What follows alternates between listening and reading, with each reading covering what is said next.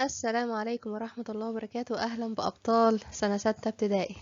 النهاردة هنراجع مع بعض على الوحدة الأولى في منهج الدراسات الاجتماعية اللي هي مراجعة أكتوبر، عشان خلاص امتحانات أكتوبر قربت. هنبدأ امتحانات تقريبا يوم 26، فلازم نكون جاهزين.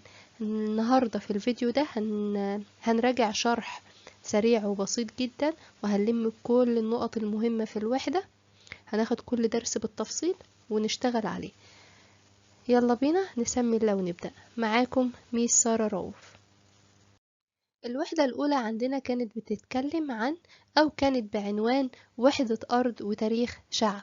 أخدنا فيها 4 دروس. الدرس الأول كان بيتكلم عن الموقع الجغرافي لوطننا العربي، والدرس الثاني كان بيتكلم عن قصة ظهور الإسلام، والدرس الثالث اتكلم عن هجرة الرسول صلى الله عليه وسلم وتأسيس الدولة الإسلامية، والدرس الرابع أخيرا كان بيتكلم عن حياة الخلفاء الراشدين أو لمحات بسيطة من حياة الخلفاء الراشدين.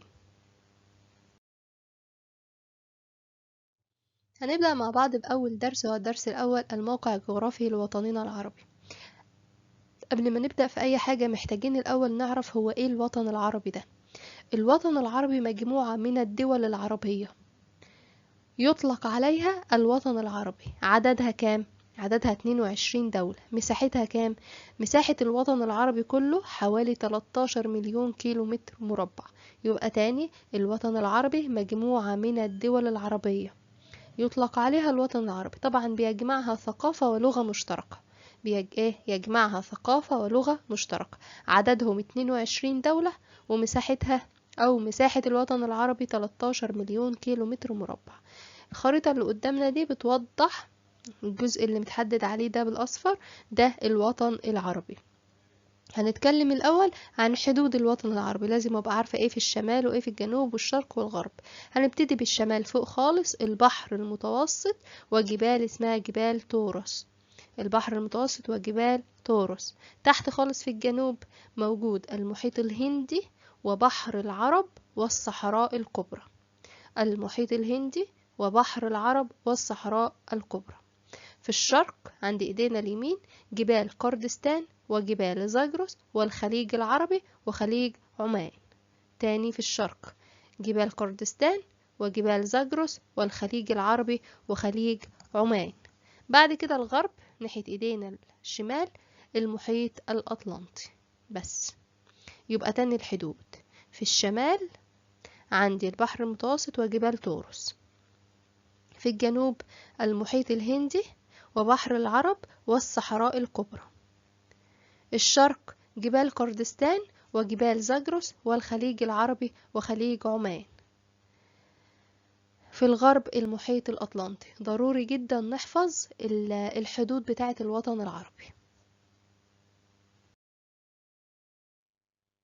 دول الوطن العربي هنقسمها إلى قسمين: قسم أو دول تقع في قارة إفريقيا فهسميها دول الجناح الإفريقي، ودول أخرى تقع في قارة آسيا فهسميها دول الجناح الآسيوي. دول الجناح الإفريقي عددها 10 دول، وتمثل 72% من مساحة الوطن العربي، بينما دول الجناح الآسيوي عددها 12 دولة وتمثل 28% من مساحة الوطن العربي. دول الجناح الإفريقي: مصر والسودان، ليبيا، تونس، الجزائر، المغرب، وموريتانيا وجيبوتي والصومال وجزر القمر. تاني: مصر، السودان، ليبيا، تونس، الجزائر، المغرب، موريتانيا، جيبوتي، الصومال، جزر القمر. بينما دول الجناح الآسيوي: سوريا، لبنان، الأردن، فلسطين، العراق والكويت، البحرين وقطر، الإمارات والسعودية وعمان واليمن.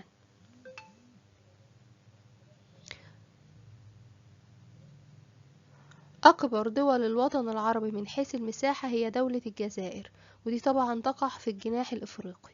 وأصغر دولة من حيث المساحة هي البحرين، وتقع في الجناح الآسيوي. يبقى الجزائر هي أكبر دولة من حيث المساحة. فين؟ في قارة أفريقيا، يعني جناح إفريقي. بينما البحرين أصغر دولة عربية مساحة، جناح آسيوي. بعد كده بقى هنتكلم عن أهمية موقع الوطن العربي. موقع الوطن العربي طبعا موقع متميز. ايه الأهميات بتاعته؟ أول حاجة الأهمية الاقتصادية، بما تفسر لموقع الوطن العربي أهمية اقتصادية. هقوله ليه؟ بسبب إشرافه على مسطحات مائية مهمة. إشرافه على مسطحات مائية مهمة. 2. يتحكم في ممرات مائية مهمة مثل مضيق هرمز وباب المندب وجبل طارق وقناة السويس. يبقى تاني لما يجي يسأل بما تفسر لموقع الوطن العربي أهمية اقتصادية، هقوله بسبب إشرافه على مسطحات مائية مهمة، وإنه يتحكم في ممرات مائية مهمة مثل مضيق هرمز وجبل طارق وباب المندب وقناة السويس. بعد كده هيسأل ويقول بما تفسر لموقع الوطن العربي أهمية دينية. هقوله لأن الوطن العربي ده يعتبر مهد للديانات السماوية الثلاثة، مسيحية ويهودية وإسلامية. يضم العديد من الأماكن المقدسة زي الكعبة المشرفة في السعودية والأزهر الشريف في مصر وكنيسة القيامة في فلسطين.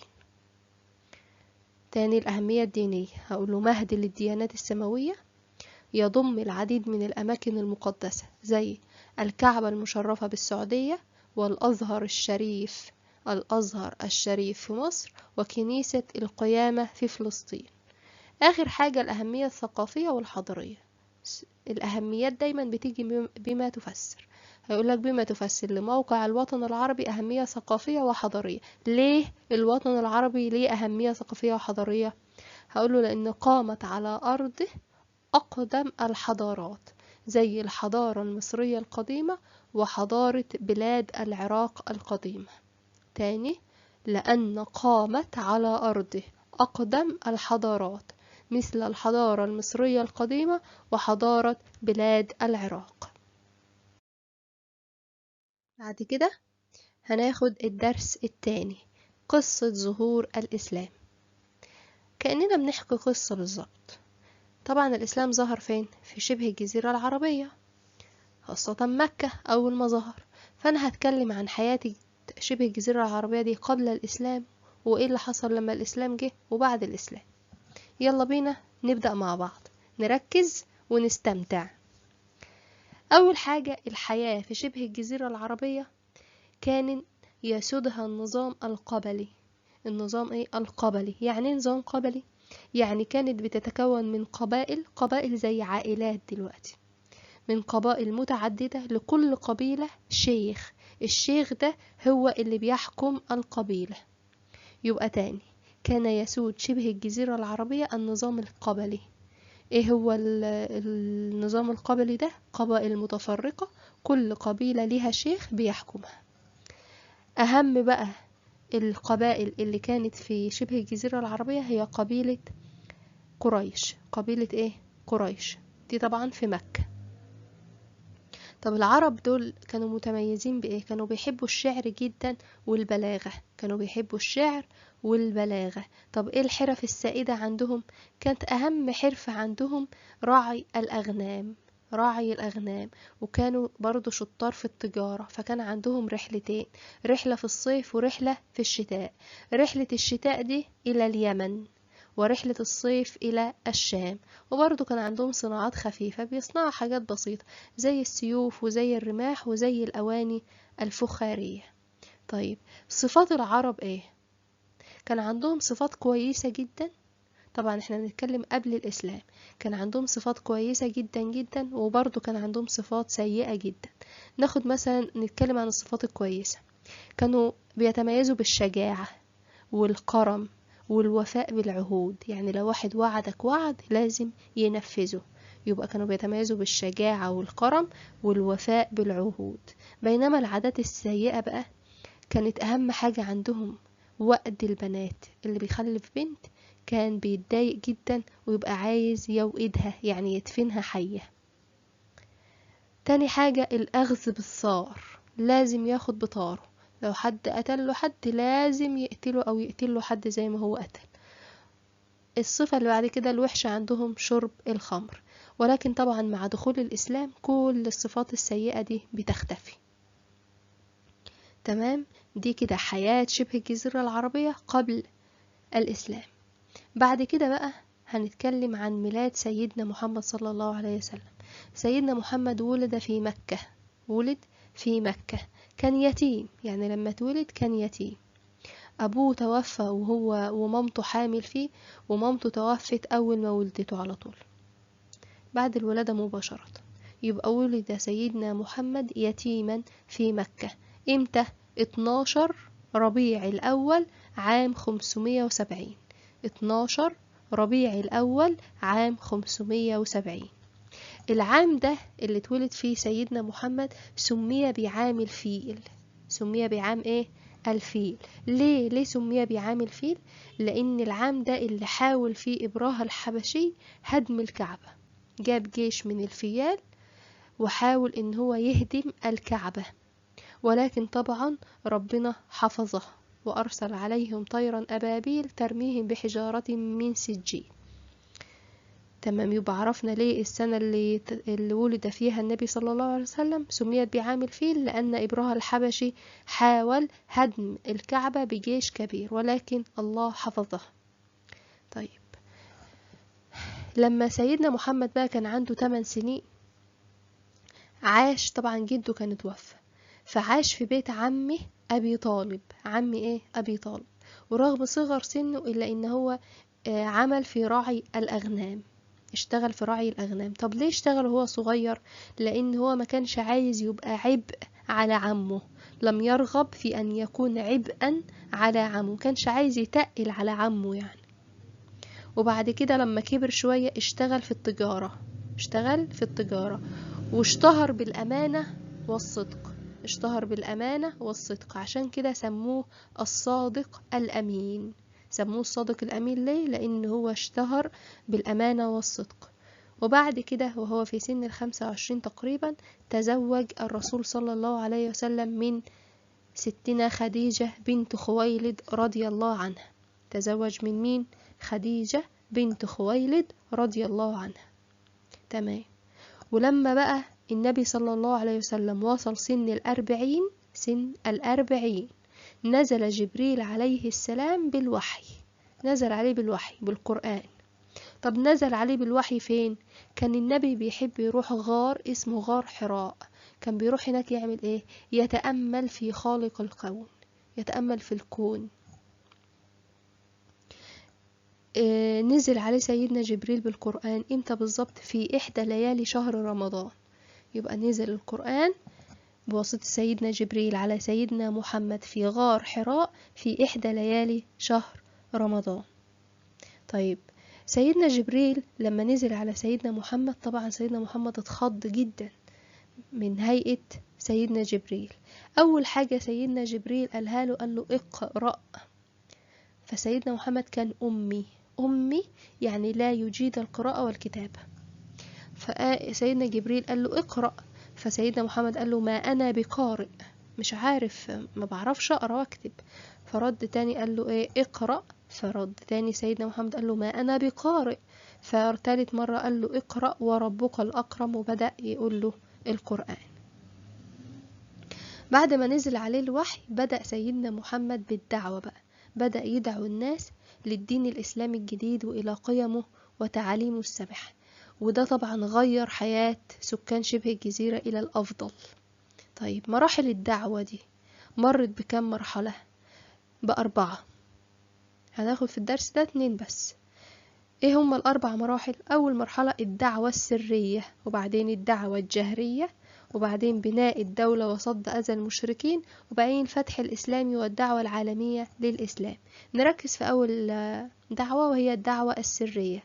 الدعوة السرية دي كانت في مكة. الدعوة السرية والدعوة الجهرية الاتنين دول كانوا في مكة. وبناء الدولة وصد أذى المشركين والفتح والدعوة العالمية دول كانوا في يثرب أو المدينة. هنتكلم عن الدعوة السرية الأول. بدأت سرا، الرسول بدأ يدعو للإسلام في السر. ليه؟ لتجنب أذى قريش. لتجنب أذى قريش. استمرت 3 سنين. استمرت 3 سنين. طبعا هو كان بيدعي في السر، فهيدعي مين؟ هيدعي أصحابه وأقاربه. بدأ يدعو مين؟ أصحابه وأقاربه في مكة، زي زوجته. السيدة خديجة أول من آمنت من النساء، زي صاحبه أبي بكر الصديق وهو أول من آمن من الرجال، زي ابن عمه علي بن أبي طالب. تمام. يبقى الدعوة السرية استمرت 3 سنوات، مكانها طبعا في مكة. بدأ فيها الرسول بدعوة أصحابه وأقاربه زي زوجته السيدة خديجة وابن عمه علي بن أبي طالب وصديقه أبا بكر الصديق.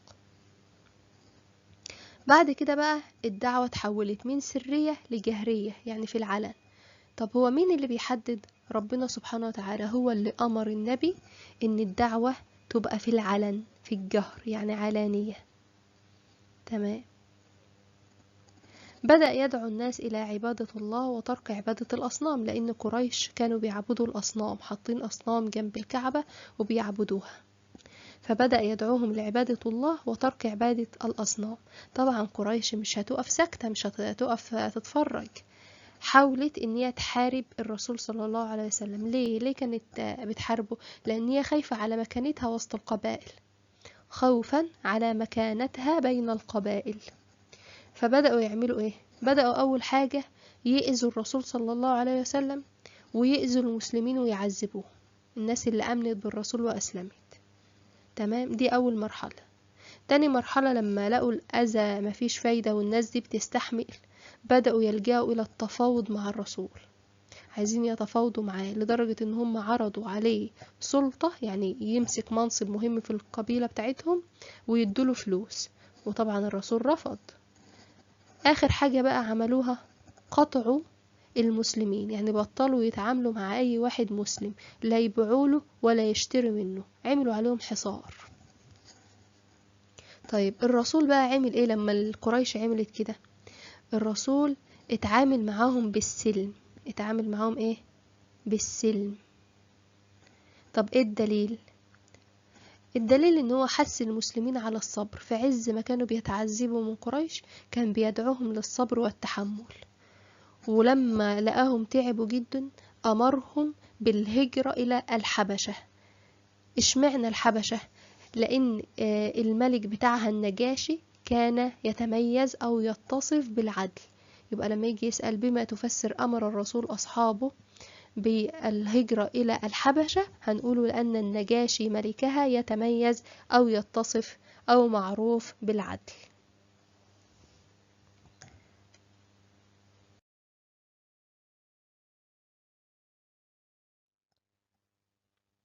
تمام. يبقى احنا اتكلمنا على الدليل ان الرسول واجه قريش بالسلم او بالاساليب السلمية. قلنا ان هو حث الاول المسلمين على الصبر والتحمل، وبعدين امر اصحابه بالهجرة الى الحبشة. قلنا اشمعنى الحبشة؟ لان النجاشي ملكها يتصف بالعدل.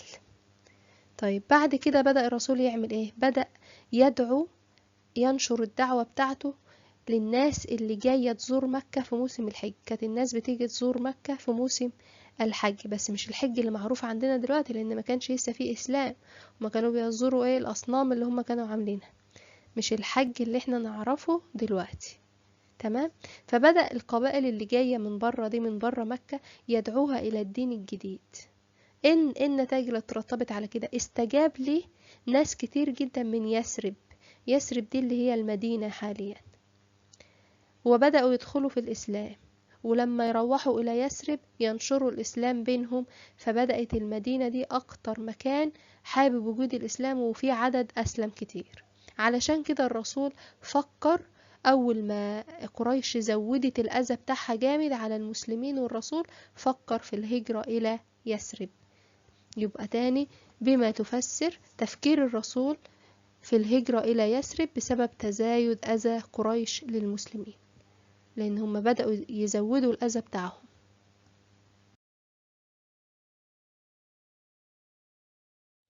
بعد كده الدرس الثالث بعنوان هجرة الرسول وتأسيس الدولة الإسلامية. خلاص الرسول فكر إن هو إيه؟ يهاجر إلى يثرب، والموضوع اتعرف إن خلاص الرسول والمسلمين هيهاجروا. قريش بدأت تقلق. طب هي قلقانة ليه قريش؟ لأن هي عارفة إن المسلمين دول لو اجتمعوا مع بعض ده هيأثر على مكانتهم وسط القبائل، فبدأوا يعملوا مؤامرة ضد الرسول. يعملوا ايه؟ مؤامرة ضد الرسول. يبقى أسباب المؤامرة دي ايه؟ أدركوا خطورة تجمع المسلمين على مصالحهم، فكانوا عايزين يمنعوا النبي من الهجرة بأي شكل من الأشكال. علشان كده اجتمع زعماء قريش، الزعماء دول هم الكبار بتوعها، في مكان كانوا بيجتمعوا فيه على طول اسمه دار الندوة، وبدأوا يفكروا ويخططوا ان هم يقتلوا مين؟ الرسول صلى الله عليه وسلم. ولكن محاولتهم فشلت. المحاولة بتاعتهم ايه؟ فشلت. طب ايه الأسباب اللي خلت هجرة الرسول إلى يثرب تنجح؟ أول حاجة إن الرسول خطط بشكل جيد، خطط للهجرة بشكل جيد، وكان الموضوع عامل له الرسول سرية تامة، يعني معرفش أي حد بالميعاد اللي هيمشي فيه. والدليل على كده إن هو هاجر ليلا مع صديقه أبا بكر الصديق فقط.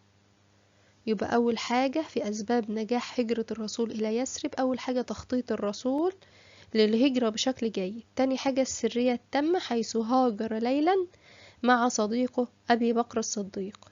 رقم 3، الرسول صلى الله عليه وسلم اختار طريق غير معروف، محدش عارفه أو مش مألوف، مش ده الطريق الأساسي اللي الناس بتسافر منه من مكة للمدينة، لا، اختار طريق غير معروف للوصول إلى يثرب.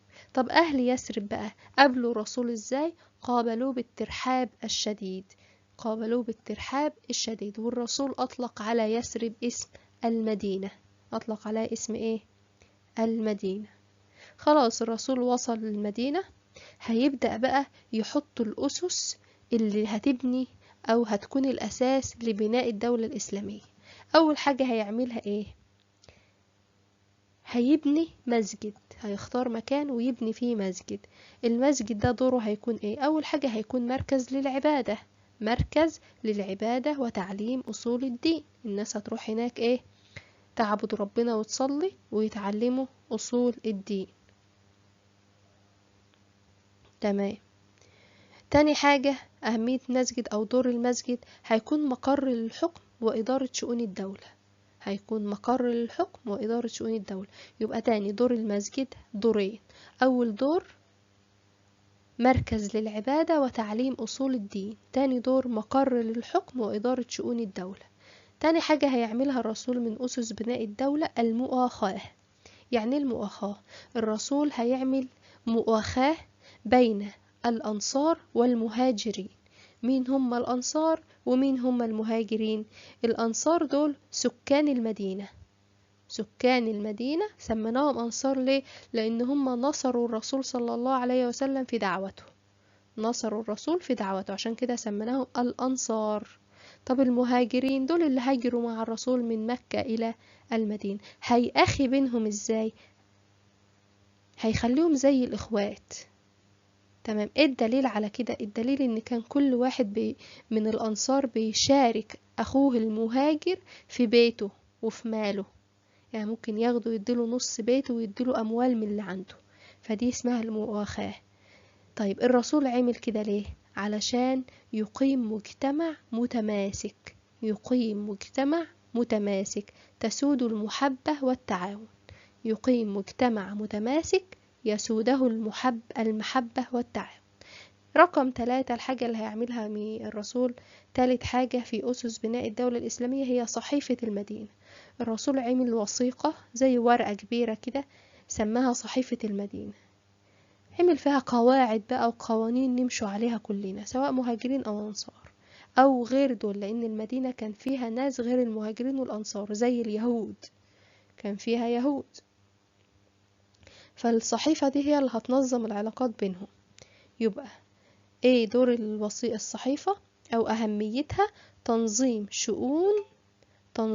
شؤون المسلمين، تنظيم شؤون المسلمين.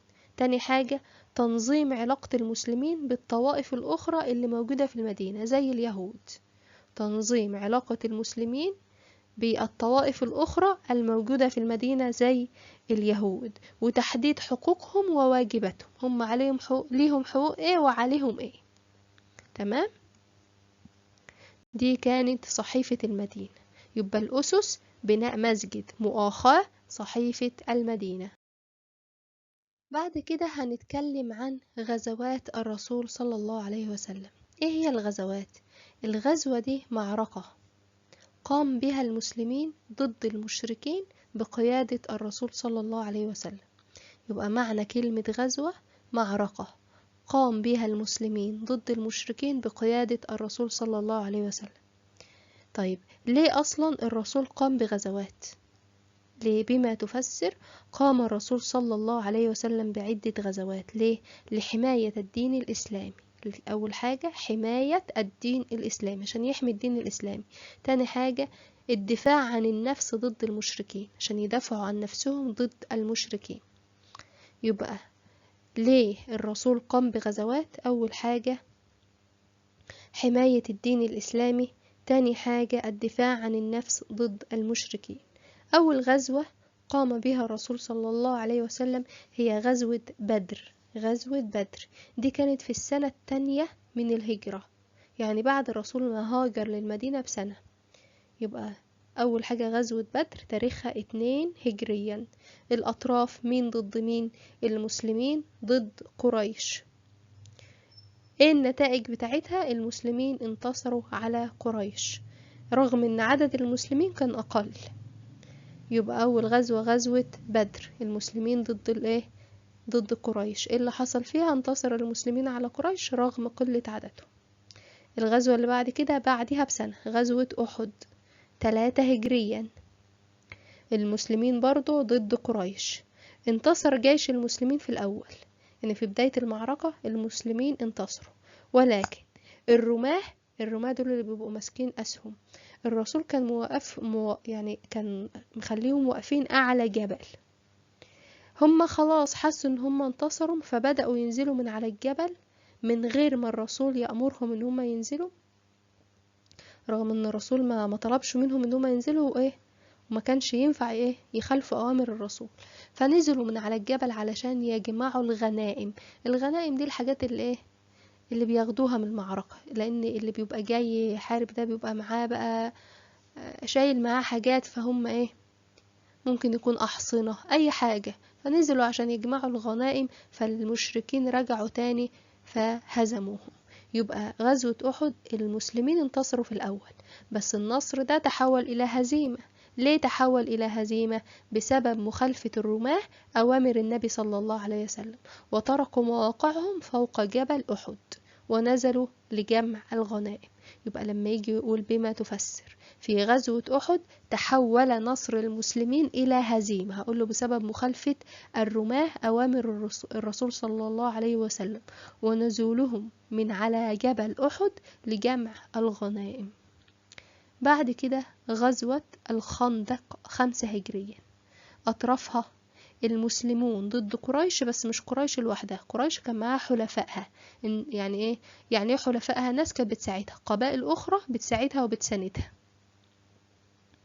في الغزوة دي بقى حصلت حاجة جديدة ومختلفة. الرسول دايما كان بياخد الجيش بتاعه ويطلع من المدينة يحارب بره، مرة عند بئر بدر ومرة عند جبل أحد. في غزوة الخندق في واحد اسمه سلمان الفارسي شار على النبي، قال له بدل ما نطلع من المدينة احنا نحفر خندق حول المدينة. خندق ده يحفروا في الأرض تحت، كأنهم هيفصلوا المدينة عن غيرها، يحفروا خندق حول المدينة. تمام. الخندق ده هيعمل ايه؟ هيخلي جيش قريش مستحيل يعدي للمدينة، وده اللي حصل فعلا. قريش وصلت للمدينة بس معرفتش تعدي من الخندق، فضلوا محاصرين المدينة فترة طويلة، وفي الآخر يعني تعبوا. ما الحصار ده بيبقى علينا وعليهم، فهم خلاص قواتهم انهارت فاستسلموا ورجعوا. يبقى في غزوة الخندق المسلمين انتصروا على قريش وحلفائها دون قتال. دون قتال. مين اللي أشار على النبي صلى الله عليه وسلم بحفر الخندق؟ سلمان الفارسي. كانت سنة كام غزوة الخندق؟ 5 هجريا. بعد كده هيتم توقيع صلح بين قريش وبين المسلمين بقيادة الرسول صلى الله عليه وسلم. الصلح ده 6 هجريا. اسمه ايه الصلح ده؟ اسمه صلح الحديبية. الحديبية بين المسلمين زي ما قلنا وأهل مكة اللي هم قريش. طب ايه سببه اصلا؟ الرسول في السنة دي كان خرج هو واصحابه علشان يأدي فريضة العمرة، يعمل عمرة، بس قريش منعته ان هو يدخل مكة. وبعد مفاوضات بيننا وبينهم عملوا صلح الحديبية. الصلح ده هدنة بين المسلمين وقريش، يعني ما يتحاربوش. تمام. النتائج بتاعته الرسول بقى بدأ يتفرغ لنشر الدين الإسلامي خارج الجزيرة العربية. يبقى نتائج صلح الحديبية مكن الرسول صلى الله عليه وسلم من نشر دعوته خارج الجزيرة العربية. بدأ بقى يرسل رسائل إلى الملوك والحكام يدعوهم فيها إلى الإسلام. في سنة 8 هجريا بقى تم فتح مكة. إزاي؟ قريش نقضت الصلح بتاع الحديبية. ليه؟ اعتدت على قبيلة اسمها بني خزاعة. القبيلة دي كانت حليفة الرسول، وكانوا متفقين ان هم ما يعملوش كده، فهي كده ايه؟ خلفت الصلح بتاعها، نقضت العهد. طيب، فالرسول بقى خد جيشه وخرج، جيش كبير طبعا، وخرج علشان يفتح مكة، وبالفعل وصل لايه؟ لمكة. فتح الرسول مكة وحطم الأصنام اللي كانت حوالين الكعبة، وطاف بالكعبة، لف حوالين الكعبة، وعفى عن قريش رغم ان هم عذبوهم وبهدلوهم، الا ان هو ايه؟ عفى عنهم. وده دليل او مثال كبير جدا في التسامح في الاسلام. ونتيجة للي الرسول عمله ده، اللي هو عفى عن قريش رغم كل اللي عملته، الناس بدأت تدخل الدين الإسلامي أفواجا. أفواجا يعني كتير، ناس كتير بدأت تدخل الدين الإسلامي نتيجة للي الرسول عمله. في عام 10 هجريا بقى توفى 9 هجريا الأول الرسول خرج لأداء فريضة الحج. خرج ايه؟ علشان يأدي فريضة الحج، وبالفعل عمل الحج وألقى الخطبة بتاعته الشهيرة اللي هي خطبة الوداع. وبعد كده رجع للمدينة في السنة التانية، مرض شديد اللي هي عام 10 هجريا، وتوفى الرسول صلى الله عليه وسلم. بعد كده الدرس الرابع، لمحات من حياة الخلفاء الراشدين. الخلفاء الراشدين 4. أول واحد أبا بكر الصديق، ده هيتولى من 11 هجريا إلى 13 هجريا. بعد كده عمر بن الخطاب من 13 هجريا إلى 23 هجريا. وبعد كده رقم 3 عثمان بن عفان، هيحكم من 23 هجريا إلى 35 هجريا. وأخيرا علي بن أبي طالب هيتولى من 35 هجريا إلى 40 هجريا. أول خليفة هو أبا بكر الصديق، اللي هو هيمسك أو هيتولى الخلافة من 11 هجريا إلى 13 هجريا. أول سؤال هسأله، هو ليه أصلا تم اختيار أبا بكر الصديق علشان يكون خليفة الرسول صلى الله عليه وسلم؟ ليه؟ عندي 3 أسباب. أول سبب إن هو أول من أسلم من الرجال، أول واحد أسلم، أول واحد صدق الرسول صلى الله عليه وسلم. تاني حاجة، شارك الرسول في كل غزواته، كل الغزوات اللي اتكلمنا عنها في الدرس اللي فات كان أبو بكر الصديق مع الرسول صلى الله عليه وسلم. تالت حاجة، الرسول لما تعب شديد ما كانش قادر يصلي بالمسلمين، فجعل أبا بكر الصديق إماما في الصلاة للمسلمين. يبقى 3 أسباب خلوا الناس تختار أبا بكر الصديق خليفة للمسلمين. أول حاجة أنه أول من أسلم من الرجال. تاني حاجة شارك الرسول في جميع غزواته. تالت حاجة جعله الرسول إماما للمسلمين في الصلاة أثناء مرضه. فترة خلافته قلنا من 11 هجريا إلى 13 هجريا. طيب، أهم أعماله، أول حاجة تأمين حدود الدولة الإسلامية. أمن حدود الدولة الإسلامية إزاي؟ أرسل جيش بقيادة أسامة ابن زيد. أرسل جيش بقيادة مين؟ أسامة ابن زيد. الجيش ده كان اللي مجهزه الرسول صلى الله عليه وسلم قبل وفاته. الجيش ده كان رايح فين؟ كان رايح إلى الشام. ليه؟ علشان يحارب الروم ويحمي حدود الدولة الإسلامية. يبقى أول حاجة عملها أبو بكر الصديق إن هو أمن، يعني حمى حدود الدولة الإسلامية. إزاي؟ أرسل جيش بقيادة أسامة بن زيد، وإن الجيش ده اللي كان مكونه أو عمله الرسول قبل وفاته. أرسلوا فين؟ أرسلوا إلى الشام. ليه؟ ليحارب الروم ويحمي حدود الدولة الإسلامية. طيب، بعد كده تاني حاجة أبا بكر عملها محاربة حارب المرتدين. مين هم المرتدين؟ المرتدين دول ناس رفضوا يدفعوا الزكاة. المسلمين كلهم عليهم زكاة، هم رفضوا يدفعوها. وفي منهم ادعى النبوة، ناس طلعت قالت ان هي انبياء. زي مين؟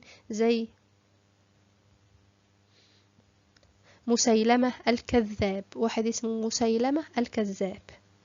يبقى ده تعريف المرتدين، هم الذين رفضوا دفع الزكاة وادعى البعض منهم النبوة، زي مسيلمة الكذاب.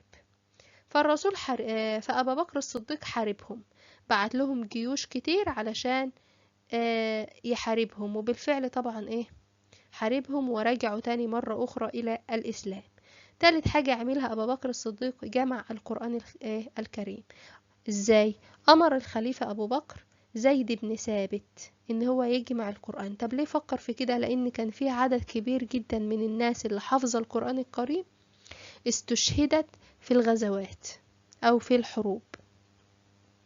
يبقى إيه هو السبب اللي خلى الخليفة أبا بكر الصديق يأمر زيد بن ثابت بجمع القرآن الكريم؟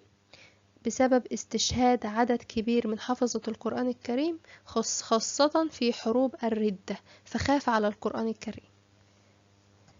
بعد كده عمل عمل فتوحات إسلامية، بدأ يرسل جيوش كتير خارج شبه الجزيرة العربية. ليه؟ علشان ينشر الإسلام ويأمن حدود الدولة الإسلامية. يبقى تاني مع بعض، أهم أعمال أبا بكر الصديق تأمين حدود الدولة الإسلامية. إزاي؟ أرسل جيش أسامة بن زيد إلى الشام علشان يحارب الروم ويؤمن حدود الدولة الإسلامية. تاني حاجة محاربة المرتدين، أرسل لهم جيوش ورجعهم مرة أخرى إلى الإسلام.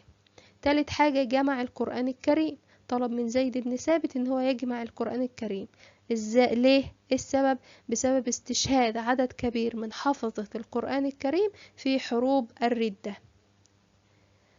رابع حاجة الفتوحات الإسلامية، بدأ يرسل جيوش خارج شبه الجزيرة العربية لنشر الإسلام ولتأمين حدود الدولة الإسلامية. توفى أبا بكر الصديق وهو عنده 63 سنة، سنة 13 هجريا. بعد كده الخليفة الثاني وهو عمر ابن الخطاب. عمر ابن الخطاب، ايه أسباب اختياره؟ ليه اخترناه خليفة؟ قبل وفاة أبا بكر الصديق وصى إن عمر بن الخطاب يتولى الخلافة من بعده، بس ما عملش كده إلا بعد أن استشار عدد كبير من الصحابة. يبقى أسباب اختيار عمر للخلافة إن قبل وفاة أبا بكر الصديق أوصى له بالخلافة بعد أن استشار عدد من الصحابة. مدة خلافته من 13 هجريا إلى 23 هجريا. طيب، يبقى من 13 هجريا إلى 23 هجريا.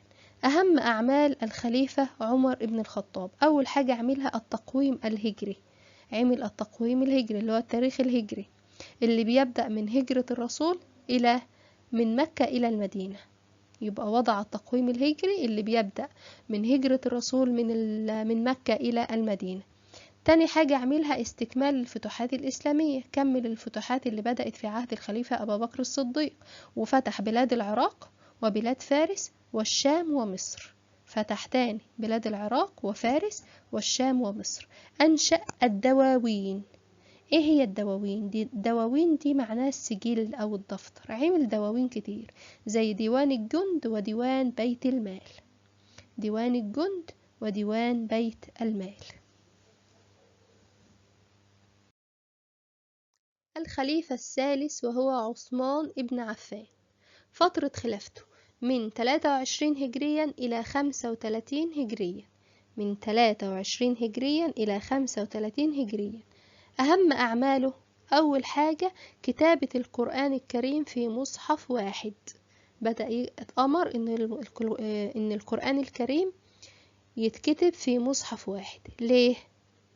علشان يتم توزيعه على كل البلاد الإسلامية. بدأ طبعا في بلاد كتير تدخل الإسلام، فعمل مصحف علشان يبعته لكل البلاد دي، والبلاد دي تبدأ تتعلم القرآن وتعاليمه، وعلشان تتوحد قراءة القرآن، يبقى مكتوب باللغة العربية وكل البلاد دي تقرأه بلغته العربية. تاني حاجة عملها إنشاء الأسطول البحري الإسلامي. أسطول بحري إسلامي يعني جيش بحري، وده كانت أول مرة الدولة الإسلامية يبقى ليها أسطول بحري. طب ليه عمل كده؟ علشان يأمن سواحل مصر والشام من هجمات الروم. الروم كانت دايما بتهاجم مصر والشام عن طريق طبعا ايه، البحر المتوسط، فبدأ يعمل أسطول علشان الأسطول ده يتصدى للهجمات.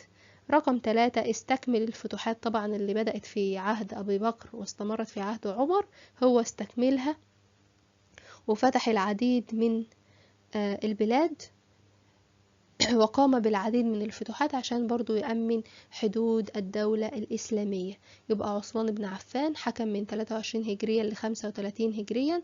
بدأ أول حاجة عملها كتابة القرآن الكريم في مصحف واحد ويتم توزيعه على البلاد الإسلامية علشان تتوحد قراءته، وأنشأ الأسطول البحري الإسلامي علشان يأمن سواحل مصر والشام ضد هجمات الروم، واستكمل الفتوحات الإسلامية لتأمين حدود الدولة الإسلامية. الخليفة الرابع وهو علي بن أبي طالب، وده طبعا ابن عم الرسول صلى الله عليه وسلم. فترة خلافته من 35 هجريا إلى 40 هجريا. أهم أعماله حاجتين. أول حاجة نقل مقر الخلافة. الخلافة الأول كانت في المدينة منذ عهد الرسول صلى الله عليه وسلم، هو نقلها إلى الكوفة. الكوفة دي في العراق. طب ليه نقلها؟ علشان الانتقال يكون أسهل بين أرجاء الدولة الإسلامية، خصوصا بعد التسعة. يعني الدولة الإسلامية بدأت متسعة والمدينة بعيد، فهو كان عايز يخلي المقر في النص علشان يكون عارف ينتقل بين أرجاء الدولة الإسلامية بسهولة. تاني حاجة عملها علي بن أبي طالب تنظيم الشرطة. نظم الشرطة ليه؟ علشان يحافظ على أمن وسلامة المواطنين، وعين رئيس للشرطة وسماه صاحب الشرطة، صاحب الشرطة. وعين شرطة لحراسة بيت المال. بيت المال ده اللي كان مسؤول عن جمع الأموال أو اللي بيتم فيه وضع الأموال للدولة الإسلامية، سواء كانت جاية عن إيه، زكاة أو جزية أو غيره، فعين عليه حراسة. طيب سيدنا أبي بكر كان حريص جدا على تطبيق العدل. ايه الدليل على كده؟ الدليل ان هو خصص يوم للنظر في مظالم الناس. اليوم ده بس هو بيفضل يسمع لشكاوي الناس ويحاول يحلها. بعد كده بينتهي حكم علي بن أبي طالب، وبنهاية حكم علي بن أبي طالب بعد وفاته ينتهي عصر الخلفاء الراشدين. ولما نوصل للنقطة دي مع بعض يبقى احنا خلصنا مراجعة على الوحدة الأولى. الوحدة الأولى سهلة جدا، لما تذاكرها ذاكرها عن هي قصة، كأنك بتذاكر قصة حكاية، ومفيش أحسن من التاريخ الإسلامي عشان نذاكره. تمام.